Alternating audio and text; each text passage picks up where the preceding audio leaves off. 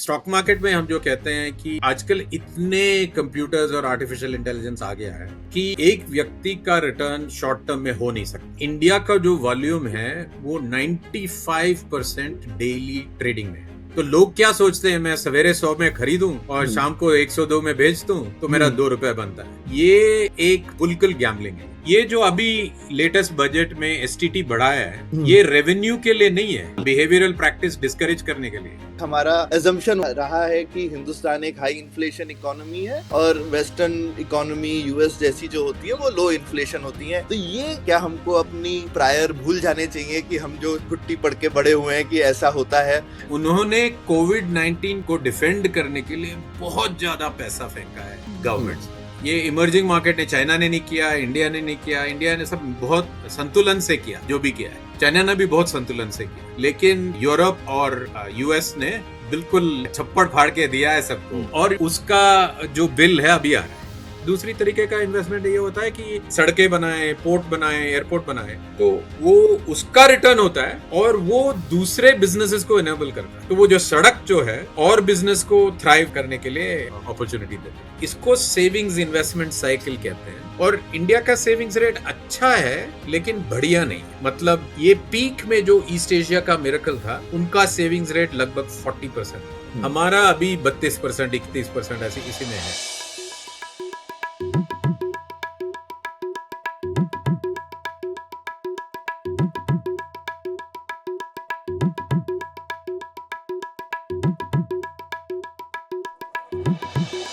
Hello Saurabh, कैसे हैं आप? बस एकदम बढ़िया प्रणय। ख्याति, क्या हाल चाल है? बस सब हालचाल ठीक ठाक है। हमारे श्रोताओं ने काफी समय से हमें बहुत रिक्वेस्ट की है कि स्टेट ऑफ इकोनॉमी पे एक एपिसोड किया जाए, तो क्यों ना आज इसी विषय पे चर्चा करते हैं। हाँ बिल्कुल, नहीं काफ़ी समय हो गया है हम लोगों ने मैक्रो इकोनॉमिक्स की एक मास्टर क्लास नहीं लगाई है। और मुझे भी इतनी चीज़ें समझनी है क्योंकि कई हलचल हो रही है उस डोमेन में। अभी पिछले हफ्ते बात आ रही थी कि किस तरीके से रूपी डिप्रिसिएशन हो गया है, स्टॉक मार्केट में कितनी हलचल हो रही है। तो इन सब चीज़ों को थोड़ा एक प्रासंगिक इसकी व्याख्या करनी ज़रूरी है, नहीं तो क्या हो जाता है कि हम लोग भटक जाते हैं और हर दिन एक नई खबर आती है और हमको लगता है कि जो है मैक्रो इकोनॉमी एक अलग दिशा में जा रही है। तो ये मास्टर क्लास लगाने के लिए हमारे पास एक परफेक्ट गेस्ट है। हमारे साथ जुड़ रहे हैं नारायण रामचंद्रन। नारायण पहले भी आ चुके हैं पुलियाबाजी में, तो ये उनकी तीसरी बार पुलियाबाजी एपिसोड है उनके साथ। तो नारायण काफ़ी आर्टिकल्स लिखते हैं इस पर। उनका एक कॉलम है मिंट में जो कि रेगुलरली लोगों को समझाता है इन सब विषयों पर। तो नारायण से ही समझते हैं कि आखिर हो क्या रहा है मैक्रो इकोनॉमी में। तो बहुत बहुत स्वागत है आपका नारायण एक बार फिर पुलियाबाजी में। धन्यवाद। हेलो सौरभ, प्रणय, ख्याति। तो नारायण, शुरुआत से शुरू करते हैं। सबसे पहले तो हम लोग आजकल की जो डेवलपमेंट्स हो रहे हैं उन पर आते हैं और उनको समझने की कोशिश करते हैं। तो मैं सबसे पहले एक्चुअली यही समझना चाहता था क्योंकि अभी पिछले हफ्ते काफ़ी खबरें आ रही थी कि किस तरीके से जो रूपी है वो वर्स्ट परफॉर्मिंग करेंसी है एशिया में, इतना डेप्रिशिएट हो गया है यूएस डॉलर के मुकाबले। तो हम लोगों को क्या रूपी डेप्रिसिएशन से डरना चाहिए या नहीं डरना चाहिए, ये बताइए। Thank you Pranay. मैं उत्तर देने से पहले मैं आपसे एक सवाल पूछना चाहूंगा कि आप क्या सोचते हैं, रूपी कितना डिप्रिशिएट हुआ है 5 साल में, 10 साल में, 20 साल में? हर एक साल के लिए कितना घटा हुआ? यूएस डॉलर के मुकाबले? हाँ, यूएस डॉलर के मुकाबले ही हाँ, बोलिए। यूएस डॉलर के मुकाबले शायद 5% हर साल, 5-10% हर साल घटा होगा। और ख्याति, सौरभ कुछ बोलना चाहेंगे? हाँ, मेरे ख्याल से मुझे जितना याद आ रहा है, आई थिंक 20 साल में मेरे ख्याल से आधे से थोड़ा ज्यादा हो चुका है। मुझे याद है 20 साल पहले 40-45 रुपए हुआ करता था, तो अभी 90 रुपए है रफली, अगर ऐसे लंबे टाइम पे देखे तो। वो नंबर तो ठीक है, लेकिन हर साल का वो कैलकुलेशन आप करेंगे हाँ, तो हर साल का कैलकुलेशन शायद मेरा ठीक नहीं है, पर वो मेरे को हाँ। नंबर याद है कि शायद 20 साल पहले क्या नंबर होता था, मेरे को याद है शायद। हाँ, तो अगर आप करेंगे तो आपको पता चलेगा कि रूपी 3.5% घटा हुआ है हर साल। 3.5 हुआ 20 साल का। हाँ, देख कंपाउंड इंटरेस्ट का इंट्यूशन खराब होता है। हाँ, ये बिल्कुल। जैसे आइंस्टाइन ने कहा, compound interest is the best law हाँ, ऑफ फिजिक्स। करेक्ट, तो करेक्ट। आप ये कंपाउंड इंटरेस्ट के हर आपको याद रखना पड़ेगा पूरा कॉन्वर्जेशन में। तो राइट। आपको क्या लगता है कि पिछले 3 साल में रुपये कितना घटा हुआ है? तो ये लॉन्ग टर्म एवरेज है, समझ लीजिए हम्म, 3.5%। हम्म, तो पिछले 3 साल में कितना घटा? पिछले 1 साल में तो प्रणय आगे से बोल दिया पहले, लेकिन हाँ। पिछले 3 साल में कितना घटा? पिछले 3 साल में शायद, क्योंकि 1-2 साल एकदम कांस्टेंट था जितना मुझे याद है। ना तो यही है। वो एक जगह पे अटका हुआ था। हाँ, तो पिछले 3 साल में भी 3.5% घटा। 3.5% ही है। हाँ, हाँ करेक्ट, करेक्ट। हाँ, एक्चुअली रिसेंट टाइम्स में वर्स्ट परफॉर्मेंस जब हुआ है 2011 टू 2013, जो इकोनॉमिक्स में हम टेपर टैंट्रम क्या कहा करते हैं, उसी टाइम पे हुआ, जबकि सब पैसा जो है इमर्जिंग मार्केट से वापस यूएस चला गया था। उसी टाइम पे हुआ था, उसमें उस टाइम पे 5% हुआ था अच्छा। पर ईयर 3 साल के लिए। अभी 3.5 है। तो आपका प्रश्न प्रणय, डरना कि नहीं डरना? नहीं डरना चाहिए। उसको थोड़ा हम अनपैक करें तो ऐसा है कि लास्ट ईयर जो है 2025 जो है, उसमें प्रॉब्लम ये हुआ था कि अप्रैल में जब लिबरेशन डे का अनाउंसमेंट किया था प्रेसिडेंट ट्रंप ने, उसमें से सब मार्केट हिल गए और एक एक करके मार्केट वापस आने लग गए। लेकिन ये जो आप सब जानते हैं कि ये जो टैरिफ है, ये जो सीमा शुल्क बोलते हैं, इंडिया के लिए आंसर नहीं मिला था लास्ट ईयर 2025 में। अभी 2026 में आया, लेकिन 2025 में पहले 25% लगाया था और उसके ऊपर 25% एडिशनल पेनल्टी टैरिफ लगाया, तो 50% का हो गया। तो ये थोड़ा सेंटिमेंट को बहुत बिगाड़ दिया, इसलिए रुपी घटा बहुत घट गया। लास्ट ईयर में भी 6% टिल दिसंबर, लेकिन जनवरी में उसमें से 2% वापस आ गया। तो वंस अगेन लॉन्ग टर्म में 3.5 तक पहुंच गया। तो अभी थोड़ा स्टेबल सिचुएशन है, क्योंकि अभी 18% का डील है। पूरा रूल सब अभी पब्लिश नहीं हुआ है, लेकिन मार्केट ने एक्सेप्ट कर लिया कि ये डायरेक्शनली ठीक चल रहा है और ये डायरेक्शन में इंडिया मैनेज कर लेगी। तो अभी रुपी सॉर्ट ऑफ 90 रुपीज पे बैलेंस हुआ है। एक और बात मैं बोलूं तो गेस कीजिए, ये प्रणय को नहीं पूछूंगा, मैं सौरभ से पूछूंगा। गेस कीजिए कि कितना रिजर्व्स है रिजर्व बैंक में। लास्ट मुझे याद है कुछ 600 बिलियन टाइप का नंबर हुआ करता था। अभी पता नहीं कितना है। अभी 6 महीने आगे और भी हो गए तो 700 क्रॉस हो गया। 700 हो गया है ना। हाँ, 600-700 तो बिलियन के करीब। ये सोचिए कि जब रिजर्व बैंक के पास इतना रिजर्व्स होता है, तो रुपी डिफेंड करने के लिए बहुत ताकत होती है। राइट। उन्होंने इसलिए नहीं डिफेंड किया कि वो वन साइडेड ट्रेड था, सब लोग सेंटिमेंट में बहुत नेगेटिव थे कि ट्रेड डील हुआ नहीं, तो फिजूल में पैसे वेस्ट करने की जरूरत नहीं है। तो मेरे ख्याल से अभी आरबीआई 700 बिलियन के साथ और ये ट्रेड डील जो बना हुआ उसके साथ ये 90 का लेवल डिफेंड करेगी। अच्छा। So may be somewhere between 89 and 91 की बैंड में रहेगी रुपी। तो ये दूसरी बात। तीसरी बात जो है, ये 3.5%। सौरभ, मैं एक और प्रश्न आपसे पूछूंगा, ये 3.5% क्यों आता है? और हाँ, ये तो हाँ, ये हमने एक क्लास पढ़ी थी आनंद की, तो उन्होंने हमको सिखाया था कि ये जो इन्फ्लेशन रेट का डिफरेंशियल होता है दो कंट्री का, लॉन्ग टर्म में वो डिफरेंशियल आपके करेंसी में शो करेगा ही करेगा, जो रियल इफेक्टिव इंटरेस्ट रेट है। बिल्कुल, यही राइट आंसर है। लेकिन कोविड के बाद inflation differential between US and India बहुत कम हो गया। 1.5% हो गया। हाँ, अब कम हो गया है, करेक्ट। और हाँ, और बिल्कुल शॉर्ट टर्म पे लेंगे तो एक्चुअली नेगेटिव है। राइट। तो हमें आई थिंक कॉन्फिडेंटली बोल सकते हैं कि अभी रुपी, अगर ये ट्रेड डील बन के रहेगा, तो रुपी का प्रोस्पेक्ट्स अच्छा है। तो इकोनॉमिक सर्वे में भी ऐसा यही लिखा है, उसमें एक लंबा सा सेंटेंस है कि ये ठीक है, ये ठीक है, ये ठीक है, ये ठीक है, लेकिन रुपी ठीक नहीं है। हाँ। ये इसी वजह से है। और हमारे पास काफी औजार है कि इसको वापस संतुलन में ले आए। तो रुपी का मत डरिए।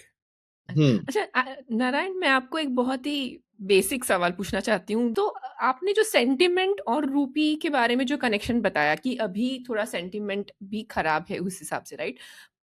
तो क्या इसका मतलब ये है कि ये चीज आउटफ्लो को रिफ्लेक्ट कर रहा है कि कितना इन्वेस्टमेंट इंडिया में आ रहा है वर्सेस कितना वो इन्वेस्टमेंट वापस बाहर जा रहा है? Is that getting reflected in the currency fluctuation? हाँ जी, बिल्कुल। हाँ, तो ओके। एक मिनट से ये दूसरी पर्सपेक्टिव से देखते हैं, दृष्टिकोण से। आप डॉलर को देखिए। इकोनॉमिक्स कहता है कि अगर कोई कंट्री टैरिफ इतना बढ़ा दे तो वो करेंसी एक्चुअली ऊपर जाएगी। तो रुपी के अलावा एक दो और करेंसी है, लेकिन रुपी के अलावा डॉलर सब करेंसी के साथ डिक्रीज हुआ है लास्ट ईयर। ये बिल्कुल ऑपोजिट इफेक्ट हुआ है। ये बिल्कुल सेंटिमेंट के तरफ से हुआ है, डॉलर का भी, क्योंकि लोग अभी भी ग्रैपल कर रहे हैं कि ये जो अमेरिका में चल रहा है ये परमानेंट है, ये क्या है, ये मतलब ऐसे कैसे चला सकते हैं उनकी इकोनॉमी को, वगैरह वगैरह। सो वो कंफ्यूज है थोड़ा कि इतना टैरिफ बढ़ा रहे हैं, जो पहले मुफ्त व्यापार के बिल्कुल प्रोटैगनिस्ट थे, अभी बिल्कुल कहीं और पहुंच गए हैं। तो ये बहुत कंफ्यूजन हो रहा है। तो डॉलर भी घट गया है इस सेंटिमेंट के वजह। मुफ्त नहीं और नारायण, आजाद आजाद। ये तो आपने सैम वाला काम किया, वो जो क्या कहते हैं, सैम ने फ्री को मुफ्त बोला था, एक फेमस उनकी स्पीच है बाय द वे। हाँ, ये मैंने नहीं बोला, ये ऑल्ट चैट जीपीटी ने बोला, लेकिन फिर भी ये हमारे जो फील्ड ये मार्शल दूसरा सैम ने बोला है, सैम ऑल्टमैन ने। फील्ड मार्शल है ना, उन्होंने एक बार बोला था, उनका फेमस एनेक्डोट है कि हाँ। उन्होंने अपने जवानों को स्पीच दिया तो उन्होंने बोला, आज तुम भी मुफ्त और हम भी मुफ्त। ओके। वो मुफ्त का पढ़ने में भी गलती हो सकती है शायद। लेकिन इमर्जिंग मार्केट्स में है, जो भारत जैसा मार्केट है, उसमें मैनिफेस्टेशन ऐसा होता है कि जब सेंटिमेंट कम हो जाता है तो बोथ एफडीआई, वो इन्वेस्टमेंट जो निवेश जो है वो कम हो जाता है, और एफपीआई जो पोर्टफोलियो फ्लोज हैं वो भी कम हो जाते हैं। अच्छा। तो ये दोनों चीज वो वापस ले लेते हैं, क्योंकि वो पॉज कर रहे हैं कि ये ठीक होगा कि नहीं होगा। जब सेंटिमेंट खराब है तो वेट करके देख लेते हैं कुछ अच्छा बनता है कि नहीं। तो आपने बिल्कुल ठीक कहा कि मैकेनिज्म तो यही है कि पैसा निकल जाता है, लेकिन कॉज ये है कि सेंटिमेंट कम है, और सेंटिमेंट कुछ अच्छा नहीं है भारत के बारे में 2025 में। अभी सुधर गया है, और ये बोल सकते हैं कि अब से वो क्लाउड जो है, मेघा जो है, वो निकल जाएगा और फिर से हमको सूर्य की सीधी किरणें पड़ेगी। हाँ। हाँ। पर नारायण, इससे जुड़ा हुआ ही सवाल है। आगे जाने से पहले मैं ये भी जानना चाहता था कि कई लोग कहते हैं कि 90 भी अच्छा सिचुएशन नहीं है, शायद 100 के और होना चाहिए, क्योंकि फिर भारत की जो एक्सपोर्ट्स हैं उनको फ़ायदा होगा। चीन भी अपनी करेंसी जानबूझकर डेप्रिशिएट करके रखता है, कई ईस्ट एशियन देशों ने ऐसे किया। तो हम लोगों को कैसे सोचना चाहिए? क्या हम लोगों को और ये आशा करनी चाहिए कि क्योंकि हम लोग अभी इलेक्ट्रॉनिक्स एक्सपोर्ट्स वगैरह की इस सेक्टर्स में जा रहे हैं कि ये 90 से 100 हो तो हमारे लिए बेहतर है, या फिर नहीं? कैसे सोचें इसके बारे में? अच्छा, इसके लिए थोड़ा प्रसंग देना पड़ेगा। वो ये है कि अर्थव्यवस्था देश का कैसे संभाला जा रहा है। तो अगर ये प्रश्न आप ईस्ट एशिया के बारे में 1990 में पूछेंगे तो इसका उत्तर यही होगा कि जितना हो सके करेंसी को डिप्रिशिएट करने दीजिए, क्योंकि वो बहुत एक्सपोर्ट वाली इकोनॉमी है, और उनका इकोनॉमिक मॉडल जो है वो एक्सपोर्ट मॉडल था। अभी भी आप देखिए तो सिंगापुर में 140% ऑफ जीडीपी इज एक्सपोर्ट्स। लेकिन पहले से ही 1991-92 से जब रिफॉर्म सब हुए इंडिया में, पहले से ही इंडिया ने ये सोच लिया कि इंडिया एक बैलेंस्ड इकोनॉमी ट्राई करेगी। और ये बैलेंस्ड इकोनॉमी में क्या होता है कि बिकॉज हम ऑयल का नेट इंपोर्ट करते हैं, टोटल हमारा we are a net importer not a net exporter. तो ये जो है करेंसी को हर बार संतुलन में रहना पड़ता। ये थोड़ा बहुत ज्यादा एक साइड में चला जाएगा तो ये बैलेंस बिल्कुल बिगड़ जाएगा। तो थोड़ा 6 महीने के लिए यू कैन मैनेज लाइक जब हुआ था लास्ट ईयर, लेकिन उससे ज्यादा नहीं कर सकते। और अगर एक तरफ ही जाना है तो इंडिया के लिए ये अच्छा होगा कि ये रुपी ज्यादा डिप्रिशिएट ना हो, क्योंकि अच्छा। ऑयल का इंपोर्ट ज्यादा होता है। तो India is a net importer, तो currency appreciation is better than depreciation अगर फोर्स करे तो। लेकिन रिजर्व बैंक जो जेंटली करती है, डायरेक्टली तो वो एक्सेप्ट नहीं करते, लेकिन जेंटली जो करती है उसको बैलेंस करके रखते हैं कि थोड़ा इट्स ओके, थोड़ा डिप्रिशिएट हो गया था ठीक है, इट हेल्प्स एक्सपोर्टर्स, बट ज्यादा हो गया तो उसको बैलेंस करेंगे। तो और एक कॉम्प्लिकेटेड चीज है अभी इसमें, उसके बारे में इधर नहीं बात करेंगे, लेकिन वो जो है, वो जो ट्रू वैल्यूएशन है उसको रियल इफेक्टिव एक्सचेंज रेट कहते हैं। और कुछ लोग कहते हैं कि वो रियल इफेक्टिव एक्सचेंज रेट 100 के आसपास है। लेकिन वो धीरे धीरे 100 तक पहुंचे, वही अच्छा है मेरे ख्याल से। और ये 87 to 92 ये जो रेंज है अभी के लिए, एक नेक्स्ट 1-2 साल के लिए, ये रेंज ये संतुलन में रहने के लिए अच्छा है। तो ये हुई रुपी की बात। रुपी की। और आपने क्योंकि रुपी में इन्फ्लेशन डाला ही, तो आपके आंसर में एक जो बहुत सरप्राइजिंग चीज थी नारायण, की आपने जैसे बोला कि अब हिंदुस्तान और यूएस का इन्फ्लेशन ऑलमोस्ट बराबर है, जो कि बड़ा सरप्राइजिंग चीज है। ऐसा तो कभी होता नहीं था। हमने मतलब मैं तो पहली बार ऐसी चीज सुन रहा हूँ अपने लाइफ टाइम में, कि जहाँ पे हम हमेशा एक हमारा एजम्पशन होता है रहा है कि हिंदुस्तान एक हाई इन्फ्लेशन इकोनॉमी है और वेस्टर्न इकोनॉमी यूएस जैसी जो होती है वो लो इन्फ्लेशन होती है। ये लोग 1 से 1.5-2% तक रहेंगे और हम लोग 6-7-5-6%, और बहुत हाई हो गया तो डबल डिजिट नहीं होना चाहिए, ये हमारी चिंता रहती थी।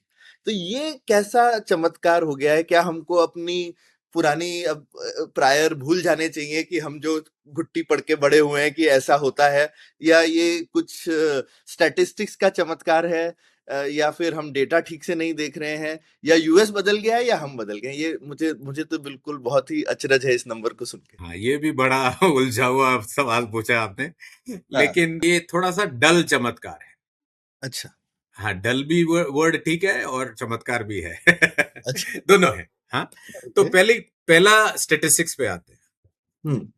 तो ऐसे होता है कि जो विकसित देश हैं उनमें इन्फ्लेशन, महंगाई का जो इंडेक्स है वो विदाउट वॉलेटाइल कंपोनेंट्स लिया करते हैं। अच्छा। तो फूड और ऑयल निकाल देते हैं वो इन्फ्लेशन में। इनफैक्ट यूएस फेडरल रिजर्व का जो फेवर्ड इंडेक्स है उसको कोर पीसीई कहते हैं। मतलब कोर मतलब बिना फूड एंड ऑयल, और पीसीई मतलब personal consumption expenditure. Okay, core plus PCE basically. या कोर पीसीई, वो उनका inflation gauge, best inflation gauge उनके हिसाब से कोर पीसीई है। इंडिया के हिसाब से, क्योंकि अभी भी इमर्जिंग मार्केट है और डेवलपिंग नेशन है, इंडिया के हिसाब से एक ब्लेंडेड रेट लेना अच्छा है। अभी बात की हमने कि एक तो इंडिया इंपोर्टर है, हमको पसंद है ना पसंद है फिर भी इंपोर्टर है, तो ऑयल तो आनी ही पड़ेगी अंदर। फूड जो है वो एक बहुत बड़ा हिस्सा है एक गृहस्थ का बजट में। फूड बहुत बड़ा हिस्सा है। तो इंडिया में हम सीपीआई लेते हैं, कंज्यूमर प्राइस इंडेक्स। कभी कभी होलसेल प्राइस इंडेक्स लेते हैं क्योंकि वो पहले आ जाता है, लेकिन रियल इंडेक्स तो सीपीआई है। तो पहले ये बात है कि ये सीपीआई और कोर पीसीई का मूवमेंट थोड़ा अलग अलग होता है। वो डिपेंड्स ऑन ऑयल। ऑयल बहुत ज्यादा उड़ जाता है तो सीपीआई कोर पीसी से ज्यादा होगा, और रिवर्स। तो पहला इंस्टेंस ये है कि ऑयल का प्राइस जो है काफी स्टेबल है लास्ट 2 इयर्स में, इनफैक्ट स्लाइट डिक्लाइन। तो एक्चुअली सीपीआई का इम्प्लीकेशन, और इंडिया ने तो यहाँ वहां से सब जगह से ऑयल खरीद लिए हैं, तो ब्लेंडेड प्राइस फॉर इंडिया उससे भी कम है। ठीक। तो उसके हिसाब से सीपीआई उतना ज्यादा नहीं बढ़ा। दूसरी बात है कि इस टाइम में, इस जमाने में, ये कोविड-19 महामारी के बाद इन्फ्लेशन जो है विकसित देशों में फिस्कल स्पेंडिंग से आया हुआ है।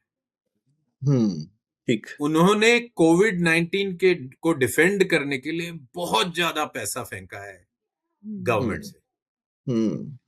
ये इमर्जिंग मार्केट ने, चाइना ने नहीं किया, इंडिया ने नहीं किया, इंडिया ने सब बहुत संतुलन से किया है, जो भी किया है। चाइना ने भी बहुत संतुलन से किया है, लेकिन यूरोप और यूएस ने बिल्कुल, वो जो कहते हैं अंग्रेजी में, फ्लड गेट्स ओपन कर दिया छप्पर फाड़ के। छप्पर फाड़ के दिया है सबको। और उसका जो बिल है अभी आ रहा है, इन्फ्लेशन, वो इन्फ्लेशन में आ रहा है, राइट। तो और ये जो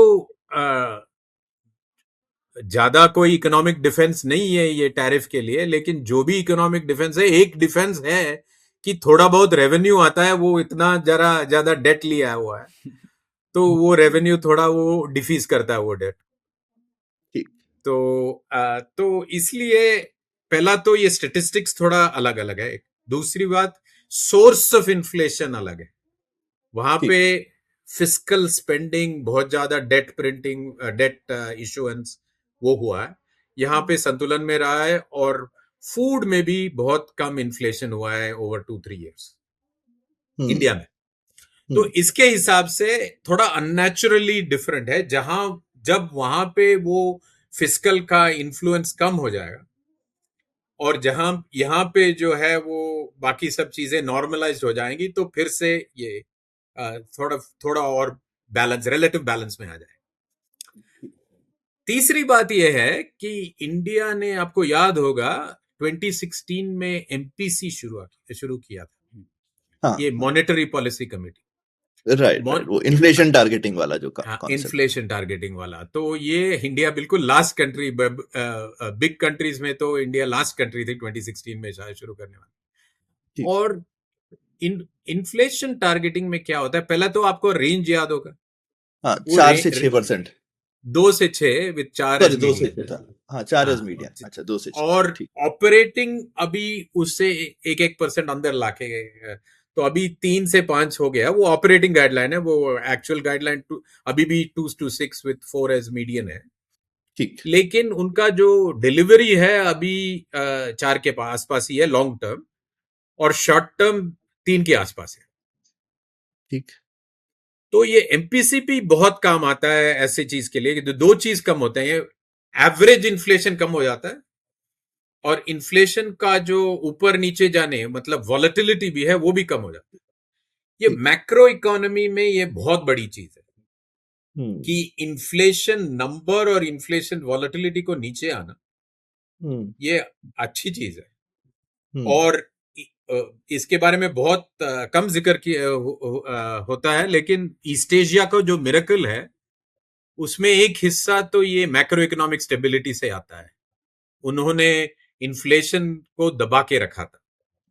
तो 1980s 1990s Korea, 1960s 1970s Japan, 1990s 2000 China, हर एक में आप देखेंगे तो उनका इन्फ्लेशन वॉलेटिलिटी और इन्फ्लेशन मीडियन कम था मैक्रो इकोनॉमिक मैनेजमेंट से।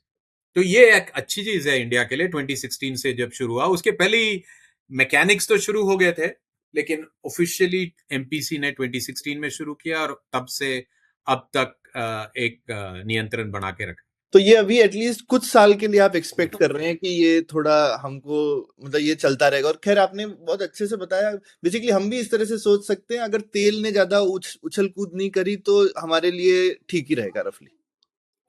तेल का एक इम्पोर्टेंट हिस्सा है, और दूसरा मानसून का, हाँ करेक्ट, वर्षा का। हाँ, मानसून अभी भी लास्ट 2-3 इयर्स में तो ठीक था, लेकिन इस साल का अभी देखना पड़ेगा। अगर मानसून भी मोर और लेस ठीक है, और तेल का प्राइस भी मोर और लेस ठीक है, तो अभी तो तेल का ग्लट है वर्ल्ड में। हाँ बिल्कुल। तो अभी के लिए तो लगता है कि तेल समतल रहेगा। देखते हैं कैसे चलता है। इस मामले में ये अभी न्यूज आइटम आया एक, आपको अम्यूजमेंट होगा कि एक न्यूज आइटम आया कि अभी रशिया के बहुत सारे टैंकर इधर उधर भटक रहे हैं नॉर्थ सी में, अच्छा क्योंकि अच्छा कोई बायर नहीं हाँ। है। कोई बायर नहीं मिल रहा है, वाह, ओके। इंटरेस्टिंग। तो हाँ। हाँ, तो ये जो एफटीए इतने हो रहे हैं नारायण, क्योंकि आपने मॉनसून का फूड से बोला, अब हम अगर हिंदुस्तान में हम फूड इंपोर्ट्स को फ्री कर दें तो क्या हमारे इन्फ्लेशन कम होगी? उससे होनी चाहिए ना बाकी दुनिया से, क्योंकि पूरी दुनिया में तो बहुत खाने की कमी नहीं है, खाना तो हिंदू दुनिया बहुत उगाती है, लेकिन कमी तो डिस्ट्रीब्यूशन की है। अब हिंदुस्तानी लोग खरीद तो सकते हैं, उनके पास में पैसा तो है खरीदने का, अगर हमारे पास में चीपर इंपोर्ट्स हों फूड खरीदने के, तो मॉनसून से भी हमारी डिपेंडेंस कम हो सकती है ना। ये भी एक कॉम्प्लिकेटेड डिस्कशन है। तो अच्छा ये है कि क्या बोलते हैं उसको, मुक्त व्यापारी, मुक्त मुक्त आजाद मुक्त आजाद आजाद आजाद आजाद। नहीं या मुक्त या मुफ्ती, मुक्त ठीक है। मुक्त भी बोल आजाद सकते मतलब क्या है, फ्रीडम की बात करें तो हैं, एनीवे हाँ, ठीक है। तो मुक्त व्यापार भी बोल सकते हैं, हाँ हाँ, शुल्क मुक्त व्यापार, हाँ हाँ ये ठीक है ना। हाँ बराबर। तो एनीवे तो टेक्निकली है एकदम सही। हाँ टेक्निकली वो ये है। हाँ तो ये जो लैंडेड कॉस्ट है, मतलब ट्रांसपोर्टेशन भी जुड़ के जब आती है हम्म, तो बहुत सारे आइटम्स बहुत एक्सपेंसिव हो जाते। तो आप दूध ले लीजिए, ये बहुत दिनों से इंडिया में 0% दूध इंपोर्ट नहीं हो सकता, लेकिन आप 0% शुल्क लगाएंगे फिर भी बाहर का दूध बहुत महंगा होगा, क्योंकि ट्रांसपोर्ट क्योंकि बहुत महंगा है, ट्रांसपोर्ट वहां से यहाँ करना पड़ेगा। और वो ऑफ कोर्स लिक्विड में नहीं आता, उसको वो पाउडर में आता है, पाउडर में हाँ आता है, फिर भी बहुत मुश्किल है। India is now the largest dairy country in the world, हाँ तो यहाँ पे भी, यहाँ से we can export rather than import.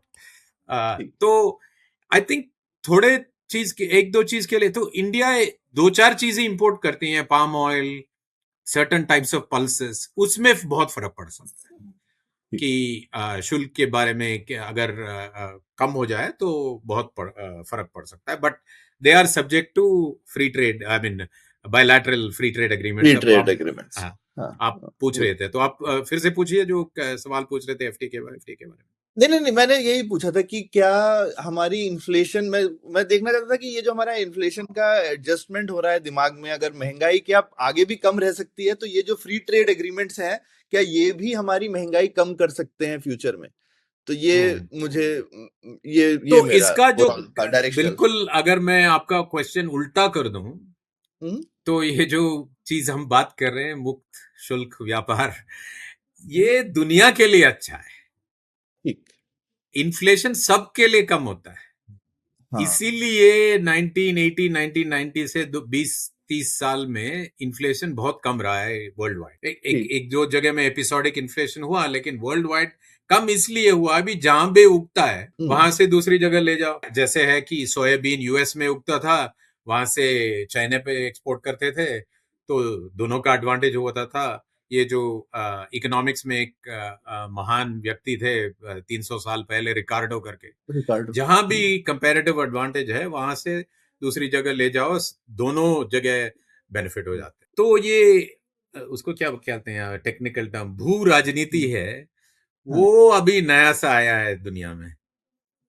और ये भू राजनीति जो है, इसमें ये सीमा शुल्क जो लग रहे हैं सब जगह है, ये बहुत कंफ्यूज करती है सिचुएशन को। और सिंपल आंसर ये है कि सब जगह महंगाई थोड़ी बढ़ेगी, क्योंकि अभी जो है वो हम फ्रिक्शन लगा रहे हैं ट्रेड पे, व्यापार पे, थोड़ा ट्रेड पे हम फ्रिक्शन लगा रहे हैं।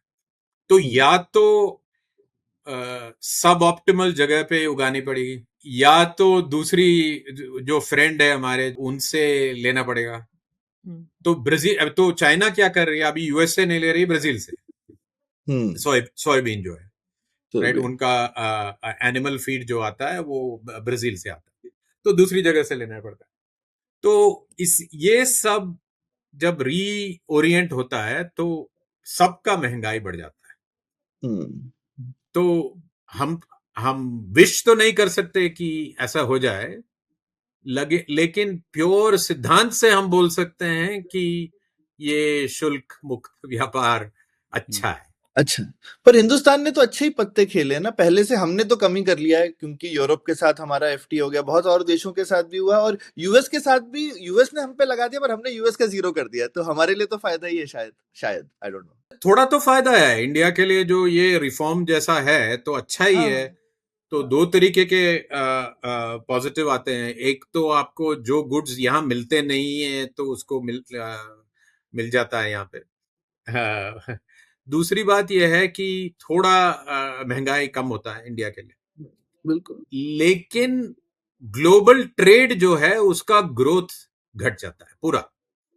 तो अगर प्रीवियसली 4-5% पर ईयर ग्रोथ होता था, हम्म। अभी 1-2% होगा। तो वो तो बहुत वो कम है। पाई जो है वो स्लोअर ग्रो होता है, क्योंकि सम कंट्रीज ने ये हाँ। टैरिफ लगा रखा है। क्योंकि यूएस इतना बड़ा पार्ट है ग्लोबल ट्रेड का भी। और ये जो है वो ब्लॉक बन जाते हैं, तो यहाँ से वहां सब चीज के लिए रेस्ट्रिक्शन है। तो थोड़ा कंफ्यूज सिचुएशन है। काफी बायलैटरल फ्री ट्रेड एग्रीमेंट्स हैं, लेकिन वो मल्टीलैटरल ऑर्डर जो था वो अभी थोड़ा बहुत बहुत आखिरी दम में है। नमस्ते। पुलियाबाजी पर जुड़ने के लिए आपका शुक्रिया। अगर आपको हमारी बातचीत पसंद आती है तो हमारी प्रिंट मैगजीन को भी सब्सक्राइब जरूर करें। पुलियाबाजी मैगजीन लोकनीति, इकोनॉमिक्स, करंट अफेयर्स और साहित्य से जुड़े हिंदी लेखों का एक गुलदस्ता है। हिंदी में भी अच्छी मैगजीन हो, इसी दिशा में हमारा छोटा सा प्रयास है ये।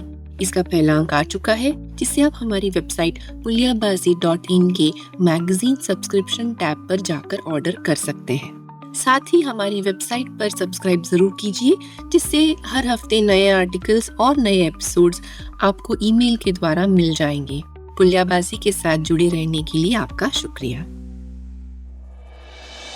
मैं आपको ये सवाल पूछना चाहती थी नारायण, कि आपने वैसे बहुत अच्छा हमें फाउंडेशन सब कहाँ पे कैसे चल रहा है उसके बारे में बहुत अच्छा ओवरव्यू दिया।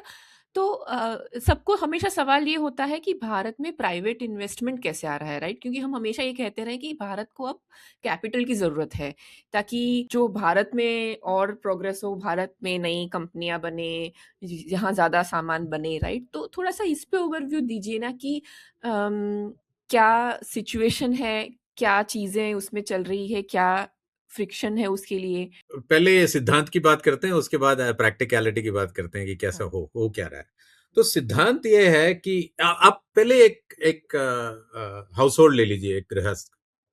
उसमें क्या होता है? आमदनी होती है, आमदनी से थोड़ा बचत, थोड़ी फिजूल की स्पेंडिंग।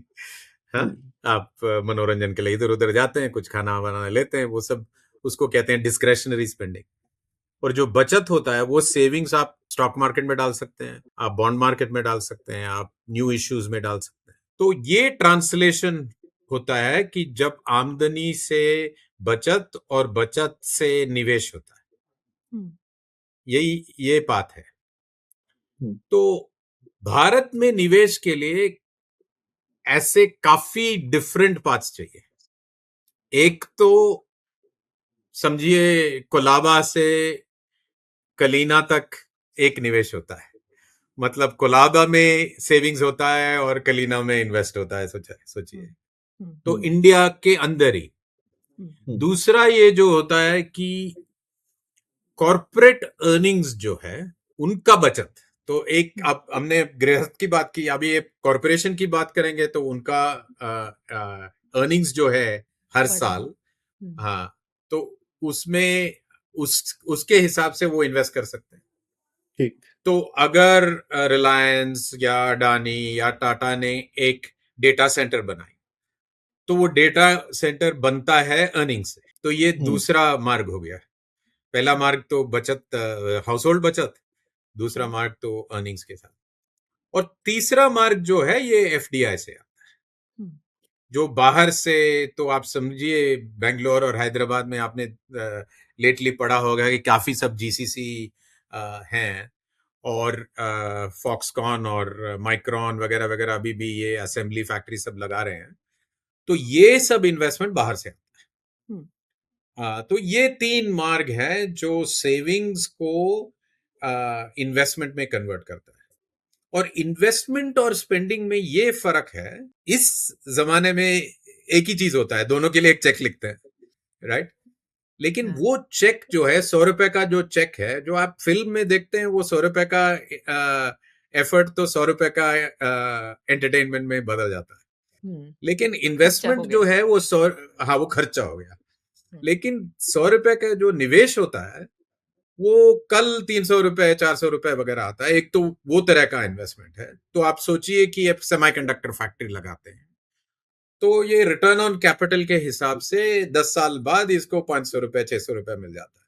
तो अ, अभी ये कहना आसान है, क्योंकि 50 साल पहले गवर्नमेंट ने बीएचईएल में इन्वेस्ट, वो बिल्कुल ऐसा ही है कि वो बीएचईएल का जो इन्वेस्टमेंट वो तब 100 रुपए था, अभी 10,000 रुपए हो गया है, राइट? तो बहुत बढ़ गया है।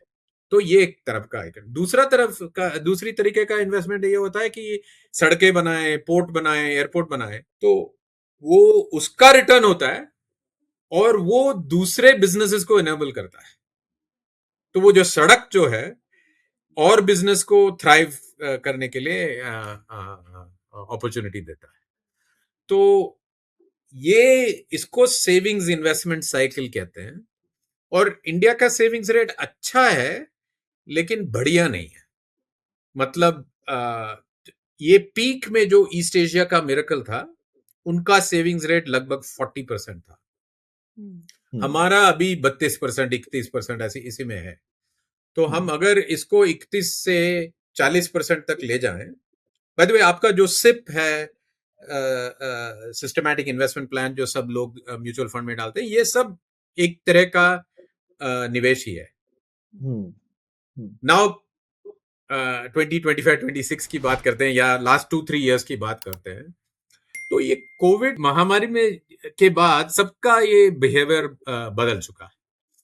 तो वहां पे वो गवर्नमेंट का बिहेवियर बदल दिया। मैंने बात किया ना वो फिस्कल स्पेंडिंग के बारे में। यहाँ पे क्या हुआ, ये कॉर्पोरेट्स ने बहुत सावधानी से इन्वेस्टमेंट करना शुरू कर दिया, बहुत कॉशियस हो गए। कॉर्पोरेट्स इंडिया में कि ये क्या कह रहे हैं कि हमारा अभी कैपेसिटी जो है पहले यूज करने दे, उसके बाद हम बिल्ड करेंगे। तो लास्ट 3-4 साल में बहुत सावधानी है इन कॉर्पोरेट इन्वेस्टमेंट। हमने अभी बात की इन्फ्लेशन लो है, अभी बात की कि जीडीपी ठीक है, और वर्षा भी ठीक है, और generally speaking macro economy stable है। तो स्टेबल इकोनॉमी में कोई दिक्कत नहीं होनी चाहिए इन्वेस्टमेंट के लिए। लेकिन ये तो जनरली क्या होता है कि जब इकोनॉमी बहुत कॉन्फिडेंट है तो उसके पहले बना देती है, डिमांड के पहले। हाँ। तो आप बेंगलुरु एयरपोर्ट का एग्जांपल लीजिए। बेंगलुरु एयरपोर्ट आप सब जानते हैं, अच्छा एयरपोर्ट है, सब ठीक चलता है, बैग्स बहुत जल्दी आ जाते हैं वगैरह वगैरह। लेकिन बेंगलोर एयरपोर्ट का जो एक्सपेंशन है वो बिल्कुल लास्ट मिनट तक वेट करते हैं।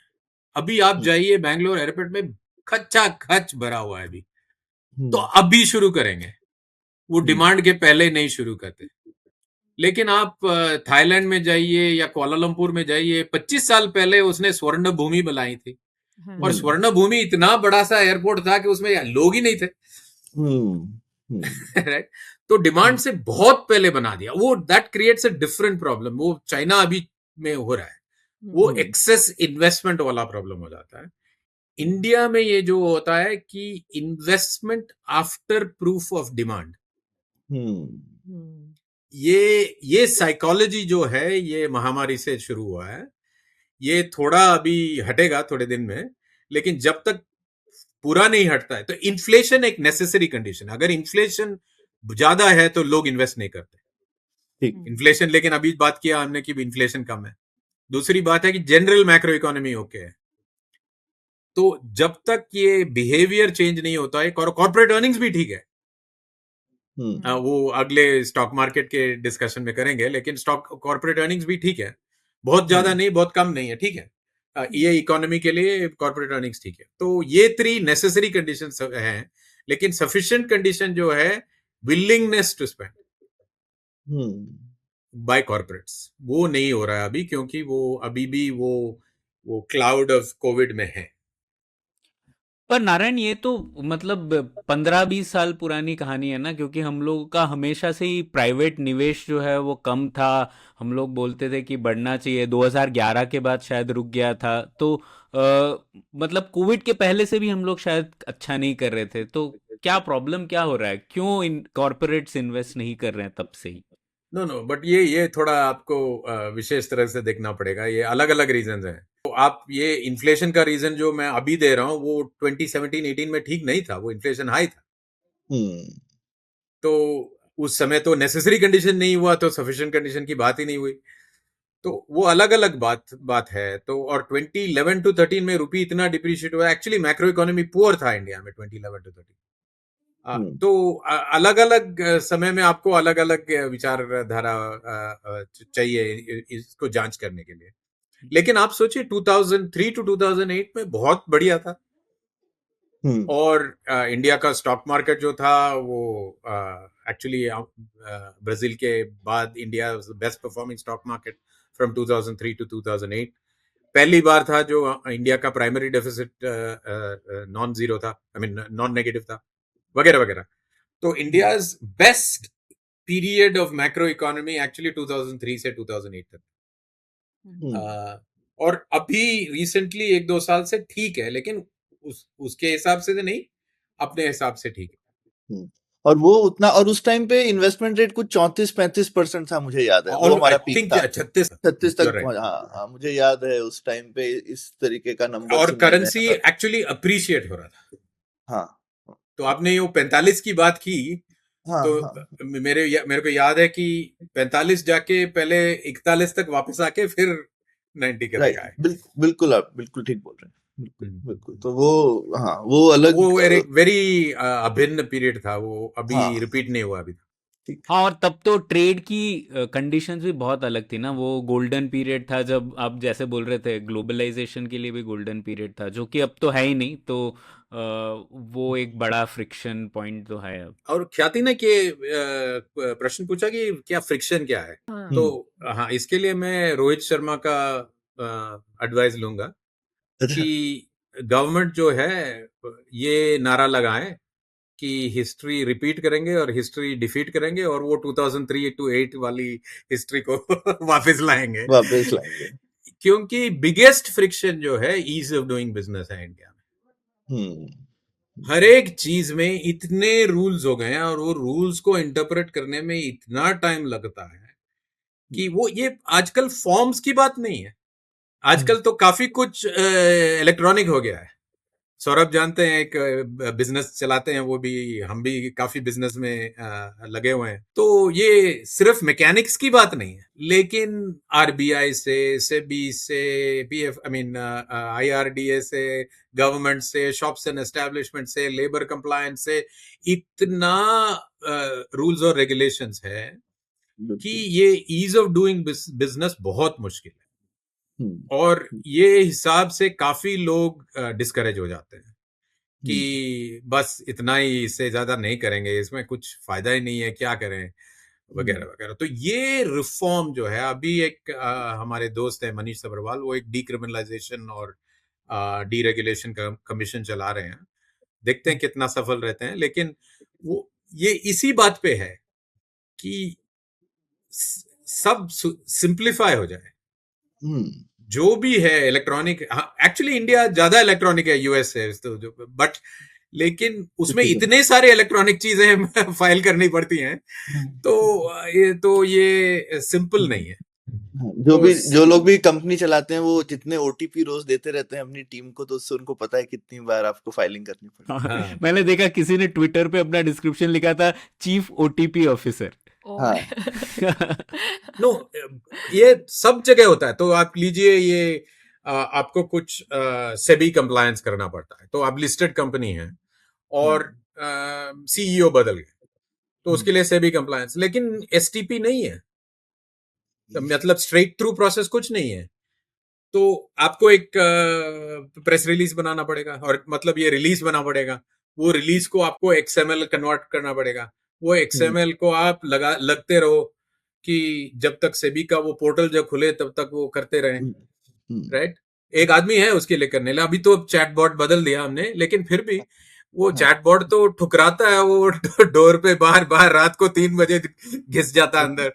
बिल्कुल राइट, बिल्कुल कि बिल्कुल वो फाइलिंग करके। तो ऐसे आप मल्टीप्लाई कीजिए करीब आई थिंक 60,000 कुछ कंप्लायंसेस है एवरेज कंपनी के लिए करने के लिए, डिपेंडिंग ऑन क्या क्या करते हैं। इस टाइप की तो ये कंपनी बहुत है। ज्यादा है। तो ये ईज ऑफ डूइंग बिजनेस अगर सुधर जाए तो इंडिया में पहले तो प्रॉफिट्स बढ़ेंगी, और दूसरा तो कंपनीज इटसेल्फ बड़े हो जाएंगे। बिल्कुल अभी लिमिट करते हैं क्योंकि 20 के बाद पीएफ वगैरह वगैरह सब कुछ लिमिट हो जाता है बाय सम कोटा और सम इंडिकेटर। तो क्या आपको ऐसा लगता है कि क्योंकि ये सारी चीज़ें हैं, जिस जो फ्रिक्शन हम एक तरीके से इंडियन एंटरप्राइजेस जो फील करते हैं, वही सोच इन्हीं फ्रिक्शंस को सोच के जो बाहर से भी जो दूसरी कंपनियां हैं जो इंडिया में आकर अपना पैसा डाल के नई फैक्ट्रियां खोलने के लिए, तो वो भी यही सोचेगी कि कितना आसान है, कितना मुश्किल है। और जैसे कि अगर हम अभी के जियोपॉलिटिक्स के कंटेक्स्ट में थोड़ा अगर आप जाके बताएं कि अ, अब तो बहुत चीज़ें हिल चुकी है, पर हम क्या एक्सपेक्ट कर सकते हैं 2026 में? एक तरीके से तो ट्रम्प ने बहुत चीज़ें अपनी अपनी बहुत सारी मनमानी की है, लेकिन दूसरी तरफ दुनिया भी अपने हिसाब से फिर उसको एडजस्ट करके अपना अपना तरीके से वो अपने अपने सॉल्यूशंस और अपने अपने पार्टनर्स ढूंढ रही है, राइट? तो इसमें भारत के लिए क्या अपॉर्चुनिटी हो सकती है, शायद उस पे आप कुछ बताएं। जब बाहर का पर्सपेक्टिव से अंदर देखा जाए तो दो कंसिडरेशंस होती हैं। एक तो ये जो आपने अभी कहा कि ये फ्रिक्शंस हैं, ईज ऑफ डूइंग बिजनेस मुश्किल है। पहले तो हम रेट्रोस्पेक्टिव टैक्सेस भी लगाते थे, तो लकीली वो अभी बहुत कम हो गया है, लेकिन अगर वो भी थ्रेट हो गया तो वो भी बहुत मुश्किल की चीज है। लेकिन दूसरा ये है कि रिलेटिवली यहां नहीं लगाए तो कहां लगाए, हम्म तो इस पे इंडिया स्कोर करता है। तो जो भी बाहर से आता है ये दोनों बैलेंस करना पड़ता है उनको, कि ठीक है हम यूरोप में लगा सकते हैं, वहां भी रूल्स हैं, ईयू का रूल्स तो इंडिया का रूल से और भी ज्यादा और है। भी वो तो और खराब है। तो और आप सौरभ, आपको तो वैली के बारे में पता है। आप लोग वहां सोचते पे हैं भी कि हम्म, यूएस बिल- बहुत इजी जगह है काम करने की, नहीं है। आप कैलिफोर्निया में काम करेंगे तो वहां तो लंबी लाइन हम्म, है। जो जो क्या क्या करना है, एक रेस्टोरेंट खोलेंगे तो उसमें एक रैंप होना चाहिए, पार्किंग लॉट इतने होने चाहिए, सीलिंग फाइट इतनी होनी चाहिए, वगैरह वगैरह। बहुत ढेर बिल- सारे रूल हैं। ऑफ कोर्स एवरीथिंग पब्लिश्ड है, हम्म, फिर भी हम्म, बहुत सारे रूल हैं। तो उनको देखना पड़ता है कि प्राइवेट मार्केट में, पब्लिक मार्केट में, इन्वेस्टमेंट में मेरा रिलेटिव चॉइस क्या है, अपॉर्चुनिटी कॉस्ट कॉस्ट क्या है, कि इधर लगाऊं, यूएस टी बिल्स में लगाऊं, वियतनाम में लगाऊं, बांग्लादेश में लगाऊं, कि इंडिया में। और इस हिसाब से इंडिया बहुत अच्छी स्कोर करती है, क्योंकि इंडिया को जो एवरेज ग्रोथ रेट है वो अभी 30 साल से 7 से 8 तक बीच में है, रियल हम्म, ग्रोथ रेट। ये बहुत हम्म, अच्छा परफॉर्मेंस है। Of course it could be better, but hmm, 7 और 8% भी बहुत अच्छा है। तो ये रिलेटिव स्टेट से इंडिया बहुत अच्छी कर रही है, लेकिन ये फ्रिक्शंस को अगर हम एलिमिनेट करते हैं तो और भी अच्छा हो जाएगा। बिल्कुल बिल्कुल। तो ये तो इस अब आ जाते हैं स्टॉक मार्केट पे भी, जिससे प्रणय ने आइए शुरू आइए किया था कि ये I mean I don't know उसको हम मैक्रो से कितना जोड़ना चाहिए, क्योंकि स्टॉक मार्केट तो काफी छोटा, जिसको कहते हैं शॉर्ट टर्म एक्सपेक्टेशंस के हिसाब से भी होता है। तो उसमें लेकिन लेकिन ये है कि लेकिन पब्लिक का सेंटिमेंट तो बहुत ज्यादा उससे ऊपर नीचे हो जाता है। पब्लिक के सेंटिमेंट से स्टॉक मार्केट ऊपर नीचे होता है, और दूसरा भी स्टॉक मार्केट नीचे जाने से लोगों का, और अभी तो इतने लोगों का एसआईपी लगा हुआ है स्टॉक मार्केट में, तो अभी तो हिंदुस्तान में बहुत सारा ब्लड प्रेशर ऊपर नीचे होता रहता है स्टॉक मार्केट के हिसाब से। तो ये क्या अभी का जो मार्केट जिस तरह से चल रहा है उसको आप कैसे देखते हैं? बहुत लोग बहुत मायूस हो रहे हैं नारायण। तो इसके लिए भी प्रसंग चाहिए। हाँ जी। बिल्कुल शॉर्ट टर्म पे इसको इवैल्यूएट करना बहुत मुश्किल है। तो हम्म। आपने बोला ये स्टॉक मार्केट और इकोनॉमी में ताल्लुक है कि नहीं। हाँ जी। ताल्लुक है, लेकिन लॉन्ग टर्म में। हम्म।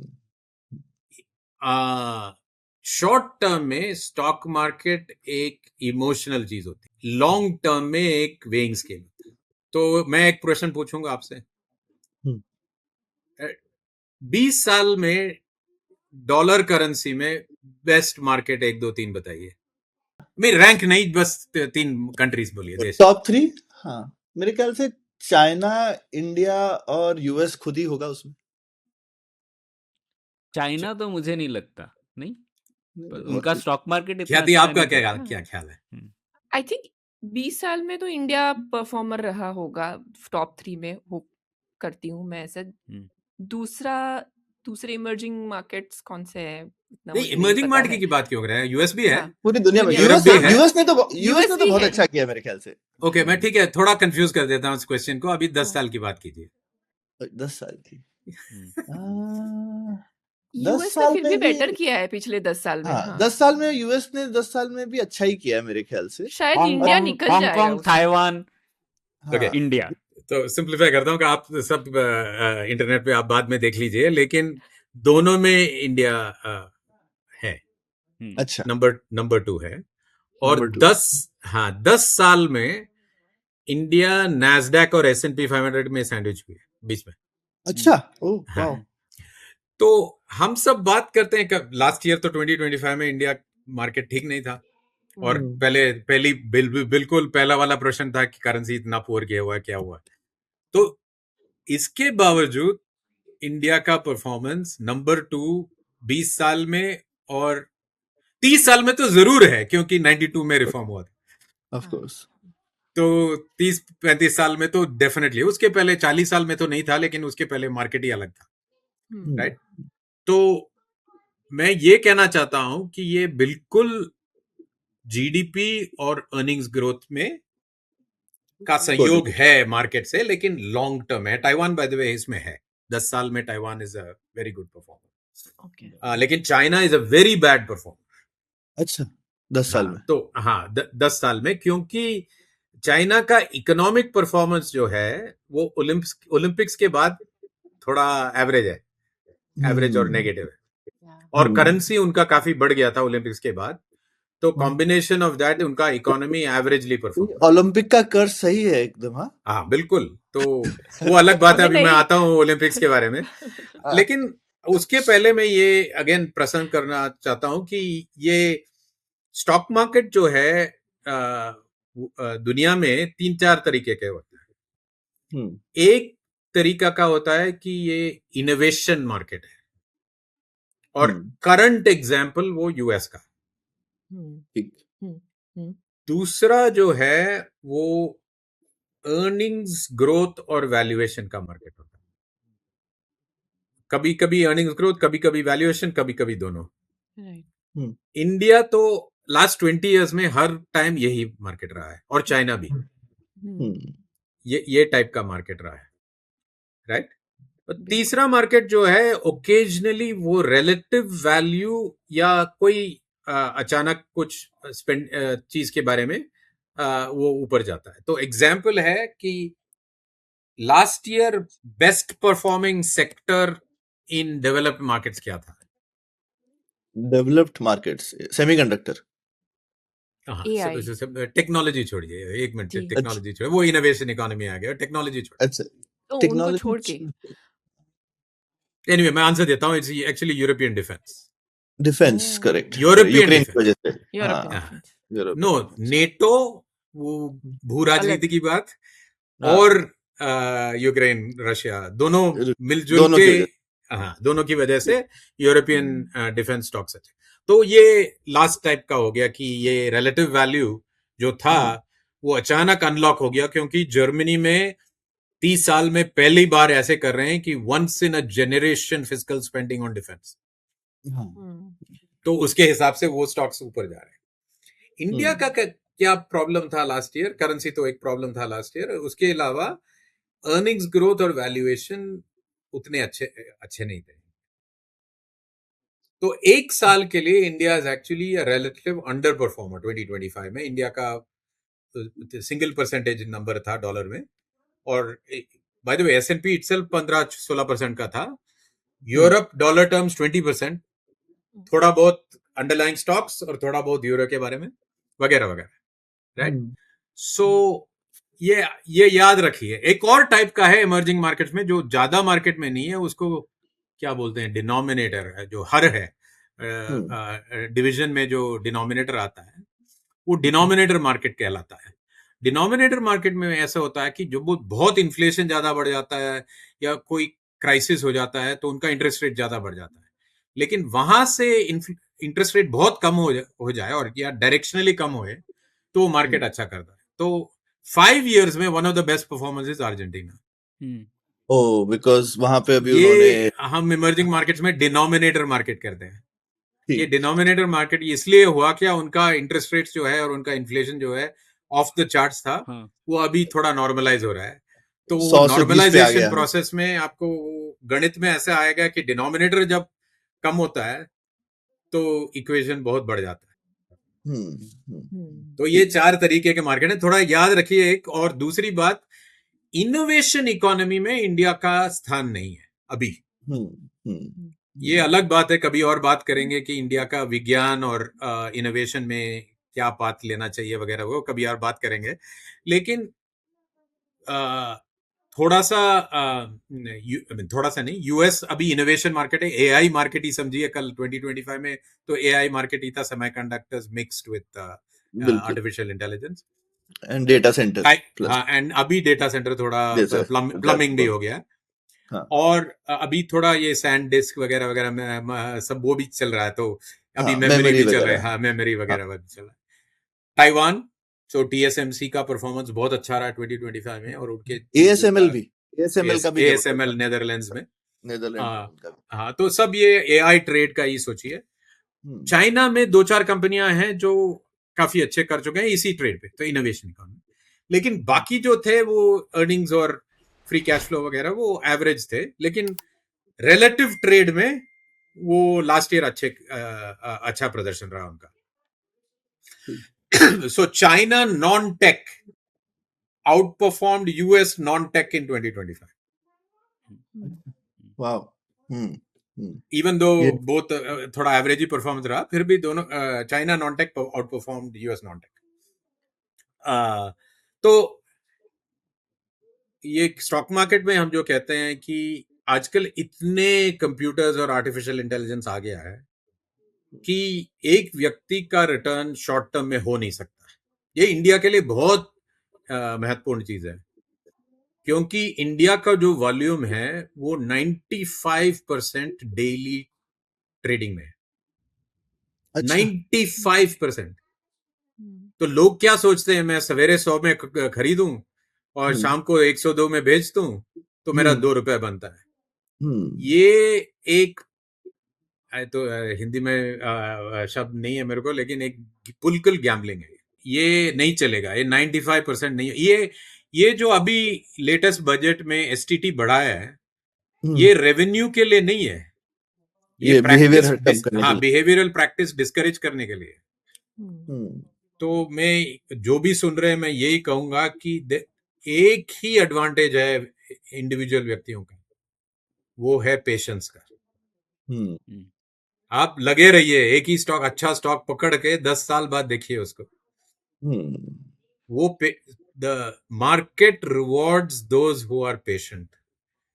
And the only advantage of the human mind is patience, because algorithms सब शॉर्ट टर्म एडवांटेज को निकाल देते हैं। तो इंडिया में जो भी हैं वो इन्वेस्ट करें, निवेश करें स्टॉक मार्केट में और लगे रहें उसी इन्वेस्टमेंट पे। कभी नीचे जाएगा, कभी ऊपर जाएगा, लेकिन अगर कंपनी अच्छा है तो लॉन्ग टर्म अच्छा ही करेगा। नहीं, पर फिर स्टॉक मार्केट इन्फ्लुएंसर्स कैसे बनेंगे नारायण? उन लोगों को वीडियोस भी तो बनाना है। तो एआई के साथ कोई और प्रोफेशंस भी जाएंगे ना, तो स्टॉक मार्केट इन्फ्लुएंसर्स भी एआई के साथ निकाल जाए तो अच्छा ही रहेगा।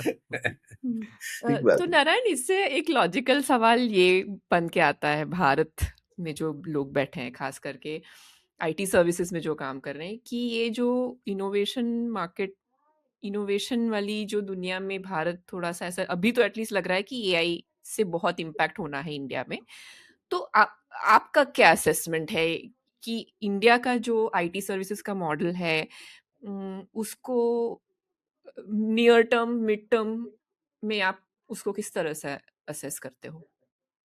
तो पहले समाज की बात करते हैं, फिर आईटी सर्विसेज की। ठीक है, हाँ। तो और फ्रेमवर्क आपने बिल्कुल सही चुना है कि इसको आप टाइम फ्रेम से देखना पड़ेगा आपको।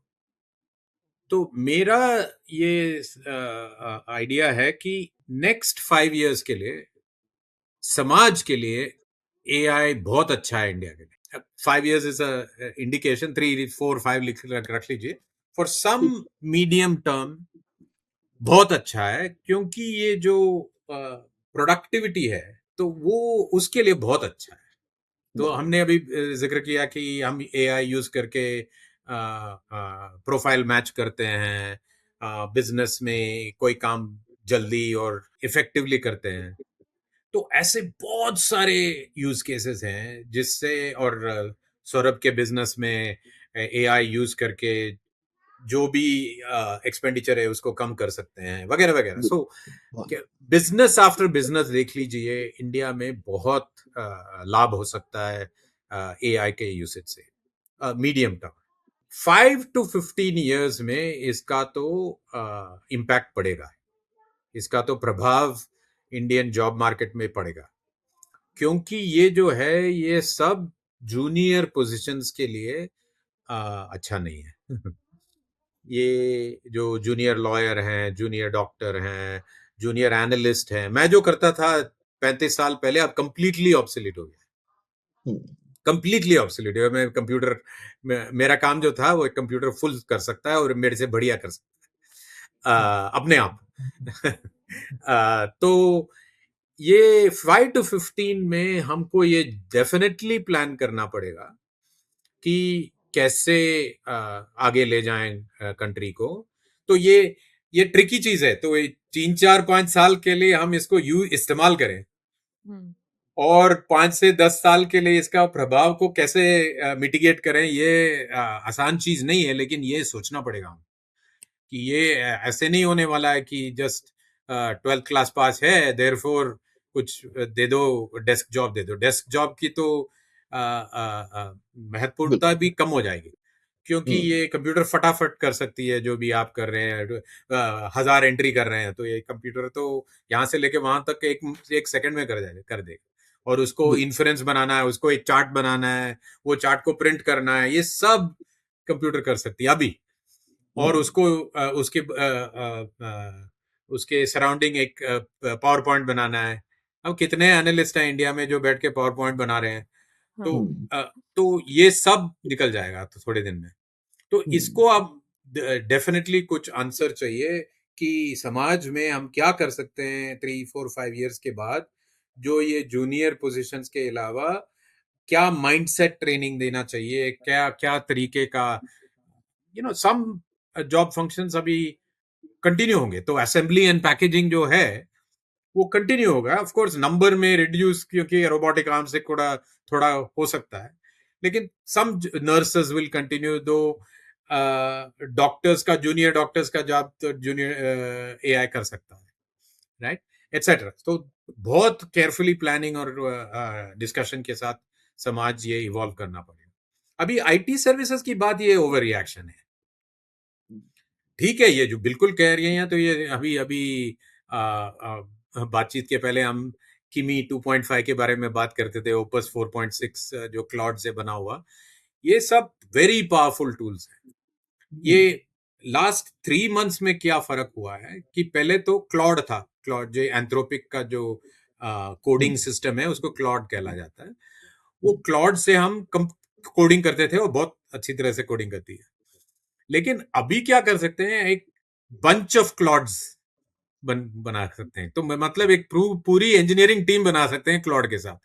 तो एक प्रोडक्ट को देखते गए, एक डिफरेंट थिंग, मतलब जैसे इंजीनियरिंग टीम बनता है वैसी क्लाउड का टीम बन सकता है।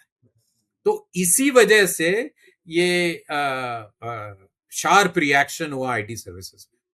लेकिन ये डेफिनेटली ओवर रिएक्शन है अभी शॉर्ट टर्म के लिए। आप अगर हमारे कंपनी में अभी भी जाएं तो काफी कुछ पेपर चलता है, काफी कुछ इनएफिशिएंट है।